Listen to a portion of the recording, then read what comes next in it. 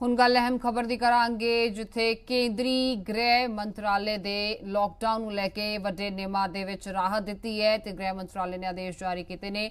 ਅੱਜ ਤੋਂ ਸੂਬਿਆਂ ਦੀਆਂ ਤੇ ਯੂਟੀਜ਼ ਦੀਆਂ ਰਜਿਸਟਰਡ ਦੁਕਾਨਾਂ ਨੂੰ ਖੋਲ੍ਹਣ ਨੂੰ ਮਨਜ਼ੂਰੀ ਦਿੱਤੀ ਗਈ ਹੈ। ਹਾਂ, ਪਰ ਇਸ ਛੂਟ ਦੌਰਾਨ ਸੋਸ਼ਲ ਡਿਸਟੈਂਸਿੰਗ ਦਾ ਧਿਆਨ ਰੱਖਣਾ ਲਾਜ਼ਮੀ ਹੋਏਗਾ। ਦੁਕਾਨਾਂ ਵਿੱਚ ਸਿਰਫ 50% ਹੀ ਸਟਾਫ ਕੰਮ ਕਰ ਸਕੇਗਾ। गृह मंत्रालय के मुताबिक दुकाना सिर्फ रिहायशी इलाकों के खुलणगियां। यह आदेश हॉटस्पॉट ते कंटेनमेंट जोन दे विच लागू नहीं होणगे, यानी कि अजे किसी भी तरह की कोई छूट इन्हां हॉटस्पॉट इलाकों दे विच नहीं दी जाएगी। सो लॉकडाउन के इन्हां नियमां नूं लैके थोड़ी राहत जरूर दी गई है गृह मंत्रालय वालों। सूबा सरकार ते केंद्र शासित सूबਿਆਂ ਦੇ ਵਿੱਚ ਇਹ ਨੇਮ ਅੱਜ ਤੋਂ ਲਾਗੂ ਕਰਨਗੀਆਂ ਸਰਕਾਰਾਂ।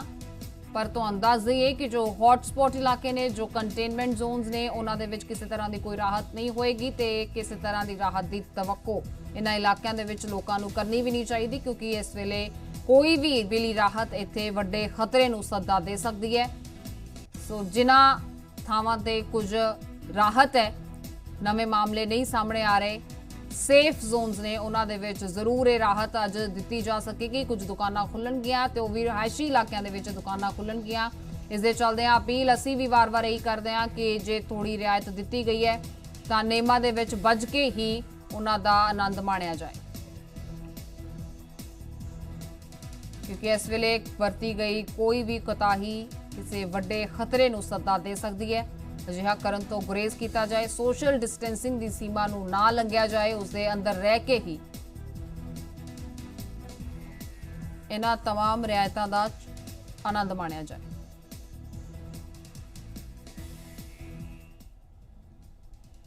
सो दुकानां दे विच किस तरह की छूट तुहानूं दित्ती जा सकती है? मुल्क दे विच दुकानां खोलण दी छूट दी गई है। गृह मंत्रालय वालों शर्तां दे नाल दुकानां खोलण दी छूट दी गई है। स्कूली किताबां दीयां दुकानां भी खुल सकदियां ने।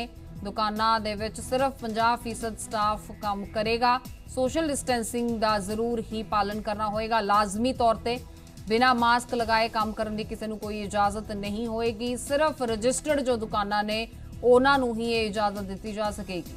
सो दुकानदारां नूं ये वड्डी राहत दी गई है, पर शर्तां दे विच बज के रहण दी जरूरत है। इसे ते पंजाब दा हाल जाणांगे, हिमाचल दा हाल जाणांगे ते ग्राउंड जीरो तो जानकारी तुहाडे तक पहुंचाउण दी कोशिश करांगे। पंजाब दी जानकारी देण दे लई साडे सहयोगी कुलबीर दीवान साडे नाल जुड़ चुके ने ते हिमाचल तो संदीप साडे नाल जुड़ चुके ने। कुलबीर, पहला पंजाब दी गल कर लईए तां इह राहत दित्ती जा रही है, छूट दित्ती जा रही है, पर की पंजाब वासी तैयार ने इस दे लई? देखो, MHA ने जिस तरह के नाल हरी झंडी दी है, उसके राही उस तो बाद जिहड़ा हैगा पंजाब दे विच भी ये दुकानां जिहड़ियां हैगियां वो खुल सकदियां ने। हालांकि मुख मंत्री कैप्टन अमरिंदर सिंह ने एक 20 मैंबरी जिहड़ी टीम है वो बनाई है। उसका गठन इसे करके किया गया सी कि छूट जिहड़ी हैगी है या फिर करफ्यू तो पंजाब नूं किस तरह के नाल चरणबद्ध तरीके दे विच बाहर कढ़िया जाए, उस दे उत्ते ये सारा काम जिहड़ा हैगा, ये सारी प्रक्रिया जिहड़ी हैगी इस रिपोर्ट के आधारित होएगी। क्योंकि उम्मीद की जा रही है कि अज ये रिपोर्ट जिहड़ी हैगी कमेटी पहला सैगमेंट उहदा जिहड़ी हैगी वो सरकार नूं सौंप सकती है। उस तो बाद सरकार जिहड़ी हैगी वो फैसले लै सकती है। परंतु जिस तरह के नाल MHA ने एक हरी झंडी दी है तो बहुत सारिया दुकानां जिहड़ियां हैगियां वो खुलण की उम्मीद हो गई है। तो शर्तां जिहड़ियां हैगियां वो रखियां ने, क्योंकि इस वेले सरकारां दे सामने भावें वो सूबा सरकारां होण भावें वो केंद्र सरकार होवे, दोहरी चुनौती जिहड़ी हैगी है वो है, क्योंकि ना केवल करोना दे नाल लड़ाई लड़नी है बल्कि आर्थिक तौर पर भी किते ना किते हुण ये कहा जाए कि खड़ा होने की कोशिश जिहड़ी हैगी है वो करनी पवेगी। क्योंकि एक लंबा समा जिहड़ा हैगा वो आर्थिक तौर पर भी एक संकट भरिया रहा है। तो कारोबार जिहड़े हैगे ने ना केवल सरकार का रेवन्यू जिहड़ा हैगा वो रुकिया रहा, बल्कि लोगों के जिहड़े कारोबार ने वो भी ठप पे ने। इस करके इस सारे ध्यान दे विच रखदे होया, हालांकि ग्राउंड रिपोर्ट जिहड़ी हैगी है वो MHA ने प्राप्त की है, उस तो बाद ही पूरी सावधानी दे नाल ये दुकानां जिहड़ियां हैगियां वो खुलण की इजाजत दी है। परंतु शर्तां दा इत्थे पालन जिहड़ा हैगा वो जरूरी होएगा। ते नाल दी नाल जिथे भावें कंटेनमेंट जोन ने या फिर हॉटस्पॉट थावां ने ਉੱਥੇ ਇਹ ਛੂਟ ਫਿਲਹਾਲ ਨਹੀਂ ਮਿਲੇਗੀ, ਕਿਉਂਕਿ ਉੱਥੇ ਜਦੋਂ ਤੱਕ ਹਾਲਾਤ ਜਿਹੜੇ ਹੈਗੇ ਨੇ ਉਹ ਨਹੀਂ ਸੁਧਰ ਜਾਂਦੇ ਉਸ ਵੇਲੇ ਤੱਕ ਸਰਕਾਰਾਂ ਕੋਈ ਰਿਸਕ ਲੈਣ ਦੇ ਮੂਡ ਦੇ ਵਿੱਚ ਨਹੀਂ ਨੇ।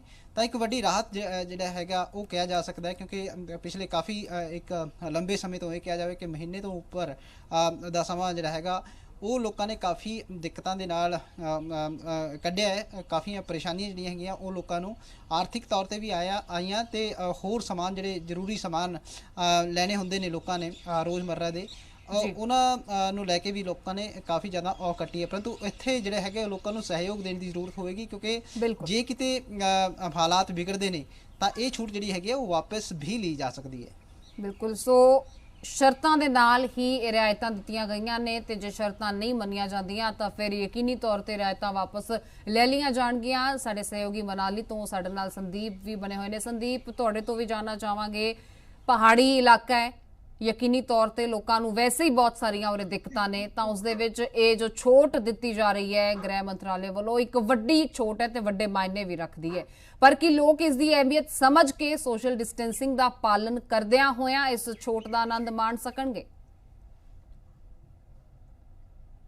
बिल्कुल अमृता, कुछ इसी जो शर्तें और नियम जो हैं वो उनको मद्देनजर रखते हुए ये जो राहत की खबर आई है, तो इसी को जो है वो फॉलो भी लोगों को करना होगा। कहीं ना कहीं जिस तरीके से पिछले महीने का दौर रहा है और लॉकडाउन के चलते जो कई सारे लोगों को परेशानी का सामना करना पड़ा है, तो अब जिस तरीके से स्थितियों को समझते हुए केंद्र सरकार की तरफ से, गृह मंत्रालय की तरफ से जो है ये छूट की खबर आई है, तो आज देखना ये होगा कि हिमाचल सरकार जो है किस तरीके से कितनी जल्दी अपने जितने भी जिला के प्रशासनिक अधिकारी हैं उनको निर्देश देती है, ताकि नई गाइडलाइंस जो है अब दोबारा से आए। और कहीं ना कहीं इस वक्त कर्फ्यू पीरियड यहाँ पर चल रहा है, 10 बजे से 1 बजे तक ही छूट तमाम जिला में दी जाती है। तो ऐसे में अब देखना ये होगा कि जिस तरीके से दुकानों को खोलने की बात कही है, सोशल डिस्टेंसिंग का भी करना है, 50% स्टाफ के साथ अपनी दुकानों को खोलना है, तो ऐसे में लोगों को भी समझने की जरूरत हो जाएगी कि जिस तरीके से दुकानें अब दोबारा से खुलेंगी, मार्केट में फिर से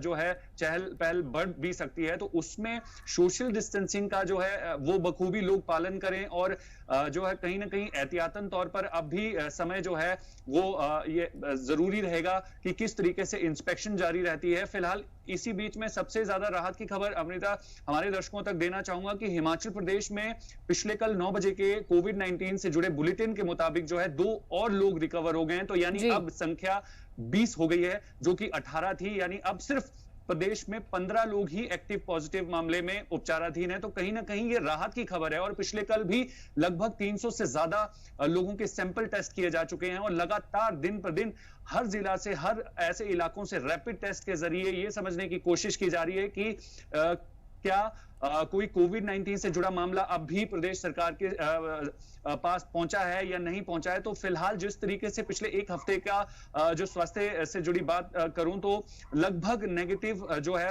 वो रिजल्ट आते जा रहे हैं, जो राहत की खबर भी है। और कहीं ना कहीं हिमाचल प्रदेश में अमूमन 6 ऐसे जिला हैं जहां पर अभी तक कोई भी कोविड-19 से जुड़ा मामला सामने नहीं आया है। तो ऐसे में बेशक राहत की खबर जरूर है, लेकिन हिमाचल सरकार को जिस तरीके से अभी तक उन्होंने जितनी सख्ती अपनाई है, तो आगे भी इसी तरीके से जो है वो ग्राउंड पर ये देखने को मिलनी जरूरी बन जाती है, क्योंकि हिमाचल को भी बहुत से जल्द जो है कोरोना फ्री बनाने के लिए जो है जंग लड़ी जा रही है। जी अमृता, बिना शक हर सूबे दी सरकार यही कोशिश दे विच लगी हुई है कि हर सूबा कोरोना मुक्त होवे ते मनुखता एक बार फिर तो खुल के साह लै सके।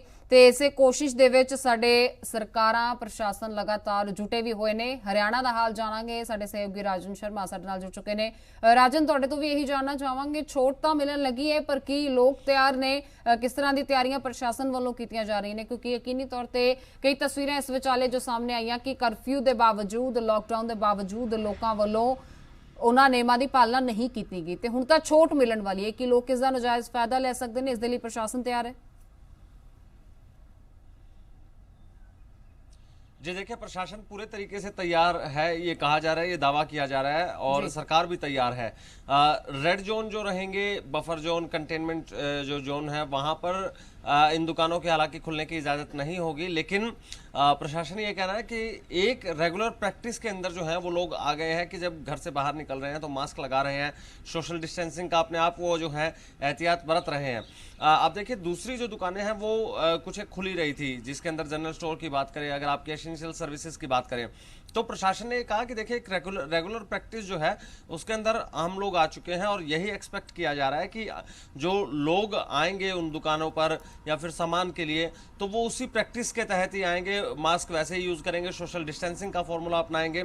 50% जो है वो स्टाफ के लिए कह ही दिया गया है कि देखिए 50% से ज़्यादा स्टाफ आप रख नहीं सकते। तो ऐसे में प्रशासन ये उम्मीद कर रहा है कि दुकानें जो अब खोली जा रही हैं, हालांकि उनके अंदर जो मॉल्स वगैरह हैं वो शामिल नहीं है, तो प्रशासन ये सोच रहा है कि हो सकता है कि आम जो जीवन है वो धीरे धीरे पटरी के ऊपर आए, क्योंकि आप ये देखिए कि रेवेन्यू लॉस जो है वो बहुत ज़्यादा हो रहा है। किसी भी तरीके का रेवेन्यू जनरेशन का कोई सोर्स है नहीं। हरियाणा की अगर बात करें तो लगभग 7,000 से लेकर 8,000 करोड़ तक का जो है वो रेवेन्यू कम से कम कमाता था हरियाणा एक महीने के अंदर, लेकिन पिछले महीने के जो डाटाज हैं उसमें केवल 600 करोड़ के करीब जो है वो कमा पाया है। वो भी जो आया है थोड़ा बहुत जो दुकानें खुली हैं उनके जीएसटी से और डिस्टिलरीज जो हैं जो काम कर रही हैं वहाँ से कुछ एक जो है रेवेन्यू आया है। तो ऐसे में सरकार पटरी के ऊपर आए, आम जनजीवन भी जो है वो नॉर्मल हो पाए, इसके लिए जरूरी है कि रेवेन्यू जनरेशन हो, क्योंकि एंड ऑफ द ईयर जो है वो कैपिटल एक्सपेंडिचर के लिए कहीं ना कहीं आपको दिखाना पड़ेगा, रेवेन्यू आपका दिखाना पड़ेगा, आपकी बहुत सारी चीजें हैं, आप सब कुछ जो है वो रिलीफ फंड या फिर कर्ज के ऊपर नहीं रख सकते हैं। तो ऐसे में जरूरी है कि ये दुकानें खुलें और लगातार यही बात जो है हरियाणा की तरफ से की जा रही थी।